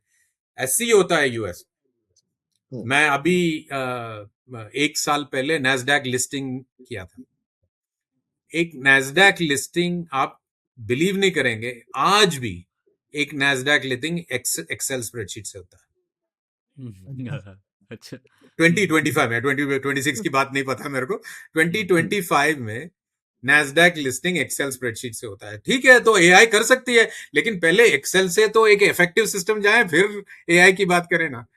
तो इसकी तो मेरे ख्याल से ये ओवर रिएक्शन है। लेकिन यही जो बात की मैंने, ये टाइम फ्रेम वाला फ्रेमवर्क, ये आईटी सर्विसेज को अडॉप्ट करना बहुत जरूरी है। 3 साल के लिए उनका रेवेन्यू मेरे हिसाब से एक्चुअली इंक्रीज होगा, क्योंकि नैस्डैक इनको एंगेज करेगी कि चलो हमारा सिस्टम बनाओ एआई के साथ कि ये एक्सेल स्प्रेडशीट नहीं हो। ऐसे 1000 नैस्डैक हैं जो यही कहेंगे। तो 3 साल के लिए इनका एक्चुअली अच्छा है। तो अगर मैं बेटिंग मैन हूं तो आईटी सर्विसेज अभी एक्चुअली अच्छा बेट है, क्योंकि बहुत घट गया है, राइट। लेकिन उसके बाद उनको जरूर ये करना, क्योंकि उनका structure of pricing he change हो रहा है। कि सब बोल रहे हैं कि आप 100 लोग लगा देते, अभी एआई के साथ आपको 50 लोग देना, हाफ प्राइस कर दीजिए या 1/3 प्राइस कर दीजिए। सो उनका प्राइसिंग ही चेंज हो जाएगा। तो they have to reinvent everything, the structure, the method of service and their pricing. But I think they have a question of 2-3 years in which the exact opposite will happen. पैसा बढ़ेगा। Actually पिछली बार वो internet आने पे, नारायण आपको याद हो, वो इंटरनेट कब 99 वगैरह में आया, 20 साल लग गए लोगों को डिजिटाइज करने में, अपनी ढंग से सिस्टम्स को वेब एनेबल्ड और ये सब करने में 20 साल लगे बड़ी बड़ी कंपनीज को। मुझे लगता है खैर समय के साथ हर चीज श्रिंक होती है, अब 20 साल नहीं लगेंगे, लेकिन आपने जैसा बोला 3-4 साल से कम तो क्या ही लगेगा ना। वो उस टाइम पे जब उस बड़े चेंज को 20 साल लगा, इस बार शायद 3-4 साल लगेगा। पर ये 3-4 साल में उनको समझदारी से वो 3-4 साल बिताने हैं to prepare for the life after the 4 years। Correct, हाँ। तो ये जो है वो dinosaurs before the cretaceous extension. हाँ बिल्कुल। तो वो जब डायनासोर हैं तो जो भी कर सकते हैं करना चाहिए, लेकिन आखिर में they have to evolve into birds. हाँ करेक्ट। और नहीं, वो बर्ड्स बन भी सकता है ना, क्योंकि जैसे ये वाला एक ही सेक्टर है जहां पर ना तो सरकार ने कोई प्रोटेक्शनिज्म किया है, और ये हमेशा से ये कंपनीज ग्लोबली compete कर रही हैं। तो मतलब हमें वो शायद 1-2 कंपनीज नहीं इवॉल्व कर जाएंगे और वो डायनासोर की तरह लुप्त भी हो जाएंगी, होना भी चाहिए, लेकिन इतने सारे अलग अलग तरह के बर्ड्स भी बन सकते हैं। लोग तो है, टैलेंट तो है इंडिया में। बिल्कुल। एंड सम वो हाइब्रिड जो है वो हाइब्रिड भी बन सकते हैं, वो वेलोसिराप्टर और आर्कियोटेरिक्स है जो, तो वैसे भी हो सकते हैं। तो बट उनके ऊपर है ये कि वो करते हैं कि नहीं, राइट। स्पीशीज का तो टाइम आ गया है, ऐसे टाइप स्पीशीज का टाइम आ गया। स्पीशीज बदलता नहीं, वो डार्विनिज्म में डिपेंड होता है और उन खुद पे डिपेंड होता है कि क्या करते हैं। लेकिन सीरियसली सोचने का टाइम हो गया। तो ये हो सकता है, मुझे लगता है कि जैसा आपने बोला कि मुझे लगता है आईटी सर्विसेज सेक्टर तो रहेगा, हो सकता है उसमें एक्टर्स चेंज हो जाएं या उनका रूप बदल जाए, लेकिन सर्विसेज खत्म हो जाएगा ये मुझे नहीं लगता। मतलब ये इस तरह से सोचने वाली चीज है, जैसे आई मीन इतना अच्छा खाना सुपरमार्केट से आप खरीद सकते हो वगैरह, लेकिन फिर भी रेस्टोरेंट लोग जाते ही हैं। तो लेकिन chain restaurant versus individual bespoke restaurant वगैरह के बीच का चलता रहता है, राइट। कभी कभी आपके छोटे रेस्टोरेंट अच्छे चलते हैं, कभी कभी बीच में था लोग मैकडोनल्ड में बहुत पसंद करते थे ना कि मैकडोनल्ड जाना है हमको वगैरह, लेकिन अभी मैकडोनल्ड थोड़ा सा डाउन मार्केट हो गया। अरे मैकडोनल्ड कौन जाएगा, हम ये वाले अपने नेबरहुड वाले अच्छे रेस्टोरेंट में जाएंगे जो कि वहां पे शेफ बड़े प्यार से हमको खाना खिलाता है वगैरह, राइट। तो आईटी सर्विसेज में मुझे लगता है हो सकता है स्पेशलाइज्ड कंपनीज बढ़ जाएं, और जो कि कस्टमाइज, जो कि एआई ज्यादा अच्छे से यूज करने वाली कंपनीज हों वो बढ़ जाएं वगैरह वगैरह, राइट। तो इस तरीके के काफी ट्रांसफॉर्मेशन हो सकते हैं।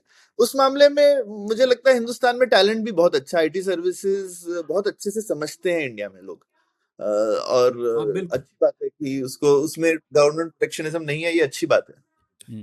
हाँ, और जो भी है वहाँ यूएस में, इनफैक्ट कल ही मिला था सीटीओ ऑफ एंथ्रोपिक, वो भी इंडियन ओरिजिन के ही हैं। तो द लिंक भी हमारा इंडिया का अच्छा है इसमें, कि इनोवेशन इकोनॉमी का लिंक जो है अच्छा है। तो आईटी सर्विसेज का प्रोग्नोसिस मैं अच्छा ही बोलूंगा, लेकिन उनका सर्विसेज का जो बुके है, मेन्यू है, आप फूड की बात कर रहे हैं तो उनका मेन्यू जो है, सर्टन चीजों को एआई एनेबल करना पड़ेगा ठीक। और सर्टन चीजों को एलिमिनेट करना पड़ेगा। बिल्कुल। तो one is enhance your service offering, दूसरी बात you shrink to grow. correct. ये कर पाएंगे कि नहीं, ये बोर्ड और मैनेजमेंट के ऊपर डिपेंड होता है। Right. Low value added services you will have to shrink to grow. बढ़िया, Right. ठीक है। तो नारायण, एक आखिरी सवाल, क्योंकि हम लोगों ने चाहे अनचाहे हम लोगों ने जो जीडीपी के सब मानक होते हैं उसके ऊपर बात कर ली, हम लोगों ने कंजम्पशन खपत पर बात कर ली, हम लोगों ने निवेश इन्वेस्टमेंट पे बात कर ली, और पहला डिस्कशन हमारा एक्सटर्नल एफर्ट्स पे था, मतलब एक्सपोर्ट माइनस इंपोर्ट पे। तो बच गया सिर्फ एक घटक, वो है गवर्नमेंट स्पेंडिंग। तो उस पर भी एक जल्द सा डिस्कशन कर लेते हैं कि गवर्नमेंट स्पेंडिंग पे भी काफ़ी अटकलें लगाई जा रही थी कि भारत ने का जो फिस्कल स्पेंडिंग है वो काफ़ी ज़्यादा रहा है इस पिछले 2-3 सालों में, फिस्कल डेफिसिट भी ज़्यादा है, डेट भी काफ़ी ज़्यादा है इमर्जिंग मार्केट्स के मुकाबले, और ये लॉन्ग टर्म एवरेज भी देखें तो डेट टू जीडीपी काफ़ी ज़्यादा है भारत के लिए compare to other emerging economies. तो इसे हम लोग कैसे समझे आगे जाके? क्या सरकार कोशिश तो कर रही है कि डेट टू जीडीपी कम हो जाए, लेकिन हम लोग कैसे समझे इसे, किस तरीके से सरकार अप्रोच करे डेट को? हाँ, इसमें आप डेट को ओवररीड मत करिए। एक्चुअली फिस्कली एक अच्छा चीज किया है भारत सरकार ने कि थोड़ा फिस्कल कंसोलिडेशन चल रहा है ये यूनियन लेवल में। आप लेटेस्ट बजट में आप देखें तो 4.3% का फिस्कल डेफिसिट है। हाँ। तो एक स्टेट्स के बारे में अभी 1 मिनट में आते हैं, लेकिन at the central level actually fiscal consolidation अच्छा है। तो पर 4.3 हम लोग 3% की बात करते थे 10 साल पहले। तो हाँ ठीक है, तो बट इट्स नॉट स्कैरी। हाँ, तो हो सकता है तो 3.5 हो जाए, अच्छा है। बट ऐसा नहीं है कि growing country needs to balance its fiscal budget zero करना है। लेकिन इस हिस्से में नहीं बात करेंगे, लेकिन रेवेन्यू डेफिसिट और प्राइमरी डेफिसिट को अगर जीरो कर दें और फिस्कल डेफिसिट को 3 से 4% तक रखें तो अच्छा रहेगा। बिल्कुल। बट ओवरऑल अगर आप ग्रेड दें तो फिस्कल कंसोलिडेशन सेंट्रल लेवल पे ठीक है। तो और डेट भी अगर ज्यादा इंक्रीज ना करें तो ओवर टाइम ग्रोथ के साथ डेट भी कम हो जाएगा as a percentage of GDP.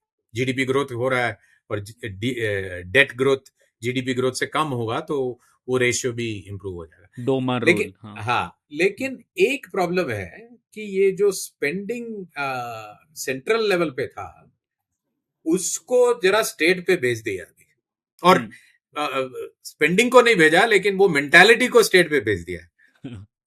हाँ, तो अभी आप देख रहे हैं कि एक एक स्टेट में राज्य में ये इलेक्शन मैनिफेस्टो में कहते हैं हम फ्री बस पास देंगे, फ्री सरकारी नौकरी देंगे, फ्री ये देंगे, फ्री वो सब कुछ मुफ्त हो जाएगा। ये ट्रूली मुफ्त है, ये मुफ्त हाँ, ये वाला सच में ये वाला असली वाला मुफ्त है। असली वाला मुफ्त है। तो ये तो स्टेट का जो फिस्कल डेफिसिट है ये बढ़ता जा रहा है, और ये तो एक बात नेगेटिव है। और वर्स भी बात ये है कि स्टेट्स अभी ये डेफिसिट पे compete कर रही हैं, मतलब मैं आपको और भी दूंगा, ये कल्चर भी चेंज हो गया। हाँ, कल्चर भी ये राजनीति में चेंज हो रहा है, ये अच्छा नहीं है। एंड इट डजंट मैटर ये कांग्रेस है कि बीजेपी है, दोनों स्टेट्स में ये चल रहा है। सेंटर में इतना बुरा नहीं है, लेकिन ये स्टेट में बहुत हो गया है। तो इसको हम सबको बात करना पड़ेगा, लिखना पड़ेगा, सबको अवेयर रखना पड़ेगा कि ये मुफ्त का पैसा कहीं से आता नहीं। अगर if you go back to the basic equation, आमदनी के बिना बचत तो नहीं हो सकता, बचत के बिना निवेश नहीं हो सकता, वगैरह वगैरह, तो वो सर्कल चल रहा है। तो दूसरा रूल सिद्धांत ये है कि जो भी आमदनी उसमें स्पेंड करना पड़ेगा ना। मैक्रो इकोनॉमी के लिए थोड़ा डिफरेंट है क्योंकि थोड़ा डेफिसिट फाइनेंस कर सकते हैं, लेकिन बहुत ज्यादा नहीं कर सकते। बहुत करेंगे तो करेंसी घटेगा, बॉन्ड यील्ड्स बढ़ेंगी, वगैरह वगैरह। So you have to keep it in some संतुलन से रखना पड़ेगा। पर तो नारायण, इसमें एक मल्टीप्लायर इफेक्ट की बात करते थे ना, किस चीजों पे सरकार खर्च कर रही है बिल्कुल वो बहुत महत्वपूर्ण होता है। और हम लोग सोच रहे थे कि इतना इंफ्रास्ट्रक्चर तो बढ़िया हुआ है भारत में कंपैरेटिवली, लेकिन अब पिछले 1-2 साल में लोग बोल रहे थे कि जितना फायदा गवर्नमेंट इन्वेस्टमेंट का हो सकता था, अब वो एक लिमिट हिट कर रहा है। तो इसे कैसे समझे हम? नहीं, लिमिट तो नहीं हिट होगा सो लॉन्ग एज मल्टीप्लायर इधर है कि आप अगर आप रोड जरा सोच समझ के बनाए हम्म। तो उसको तो मल्टीप्लायर इफेक्ट आएगा ही, पोर्ट पे बिल्कुल वही है वगैरह वगैरह। लेकिन क्या हो रहा है कि गवर्नमेंट का जो मनी है वो पेंशन्स पे जा रहा है, और जब काफी पॉलिटिकल पुशबैक आता है तो आप समझे गवर्नमेंट का पेंशन सिस्टम एनपीएस था। एनपीएस एक डिफाइंड कंट्रीब्यूशन सिस्टम है, मतलब जो आप और मैं पैसे डालते हैं वो बढ़ता जाता है, वो टैक्स फ्री ग्रोथ होता है और हमारा सेविंग्स उससे निकलता है। लेकिन प्रेशर के ऊपर वो एलिमेंट्स ऑफ ओपीएस भी लेके आ गए हैं, वो ओल्ड पेंशन यूपीएस। सिस्टम। हाँ। तो ये जो है ये अच्छी बात नहीं है, क्योंकि इसमें गवर्नमेंट गारंटी करना पड़ता है कि आपका जो आखिरी तनख्वाह था उसके हिसाब से हम आपको पैसा देंगे। अगर गैप बन गया तो हम गैप को फिल करेंगे, तो वो गवर्नमेंट गारंटी से आता है। वो गवर्नमेंट गारंटी किधर से आता है? वो गवर्नमेंट का पैसा है। तो ये ऐसे जरा काफी सोच समझ के एक ही डायरेक्शन पे जाना चाहिए कि हमारा जो फिस्कल कंसोलिडेशन है वो बढ़ता रहे और हमारा ग्रोथ एनेबलर्स जो है बढ़ता रहे। ये लेकिन एक पॉलिटिकल डेमोक्रेसी में थोड़ा आगे पीछे होता रहता है। और लेकिन जब सिचुएशन बहुत मुश्किल हो जाता है, जब अप्रैल के बाद वो टैरिफ की बात की थी हमने, उसके बाद तो जीएसटी रिफॉर्म फटाफट हो गया, 3 साल से बात कर रहे थे, बिल्कुल 1 महीने में हो गया, अगस्त या सितंबर में जब भी था। तो ये भी ठीक है कि इमर्जिंग मार्केट्स में जब हम एक अंग्रेजी में एक सेइंग है, when there is blood on the streets reform takes place. मतलब कि जब मुश्किल समय पे आता है तो सब थोड़ा रिफॉर्म हो जाता है। तो लास्ट ईयर 2025 में काफी मुश्किल था और उसमें काफी रिफॉर्म्स बनी हुए हैं। जीएसटी का रिफॉर्म एक था, काफी और रिफॉर्म्स भी, ये डिक्रिमिनलाइजेशन का कमीशन शुरू हुआ, काफी बढ़त हुई है लास्ट ईयर रिफॉर्म के बारे में। उसका इम्पैक्ट अभी आएगा, लेकिन यही करना चाहिए। तो growth enablers we should keep on multiplying and frictions keep on reducing. लेकिन डेमोक्रेसी में कभी कभी इधर उधर होता रहता है। ऊपर नीचे नहीं, जैसा अक्सर लोग बोलते हैं कि हिंदुस्तान थोड़ा सा मतलब ऐसा कभी आउट परफॉर्मर भी नहीं होगा, लेकिन ऐसा लोग कभी कभी पेसिमिस्टिक हो जाते हैं कि ये ठीक नहीं है वो ठीक नहीं है, लेकिन हमारा कहीं ना कहीं सिस्टम काम करता है और हम कहीं ना कहीं बैलेंस। लेकिन आज की चर्चा सुन के तो मुझे लगा हम बैलेंस से थोड़ा अच्छा ही कर रहे हैं, तो ये काफी ऑप्टिमिस्टिक कन्वर्सेशन था। नारायण ने आई थिंक सारे लोगों का सेंटिमेंट थोड़ा स्टॉक मार्केट से विपरीत करके हमारे श्रोताओं का सेंटिमेंट थोड़ा अपलिफ्ट कर दिया होगा आज की कन्वर्सेशन से। तो थैंक यू सो मच। आज की चर्चा में बहुत मजा आया और मुझे बहुत सीखने को भी मिला। काफी सारे पुराने मेरे ख्याल से जो ख्यालात हैं उनका थोड़ा अपडेशन हो गया आज की डिस्कशन से। नारायण, तो धन्यवाद बहुत बहुत आपकी आज टाइम का और आपकी इस मास्टर क्लास का। Thank you. Be patient and play the long game.